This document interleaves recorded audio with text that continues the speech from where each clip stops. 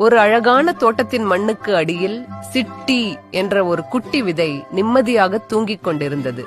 திடீரென்று மேலே இருந்து சட சட என்று சத்தம். அது மழை.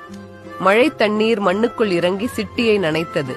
ஆஹா, ஜில்லுன்னு இருக்கே என்று சிட்டி குளிர்ந்து போய் எழுந்தது. தண்ணீர் குடித்ததால் சிட்டி கொஞ்சம் உப்பியது. சிட்டிக்கு இப்போது பசி எடுத்தது. உணவு தேட தன் குட்டி கால்களை கீழே நீட்டியது. அந்த கால்கள்தான் வேர்கள். அவை மண்ணை இறுக்கமாக பிடித்துக்கொண்டு மண்ணில் உள்ள சத்தை உறிஞ்சின.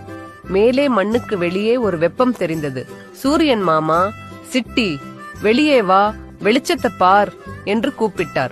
சிட்டி தன் தலையை மெதுவாக மண்ணை துளைத்து கொண்டு மேலே எட்டி பார்த்தது. இதுதான் முளைவிடுதல். சிட்டி இப்போது மண்ணுக்கு வெளியே வந்துவிட்டது. சூரிய வெளிச்சம் பட்டதும் சிட்டியின் உடம்பில் பச்சை இலைகள் வந்தன. இந்த இலைகள் சூரிய ஒளியை பயன்படுத்தி சமையல் செய்யத் தொடங்கின.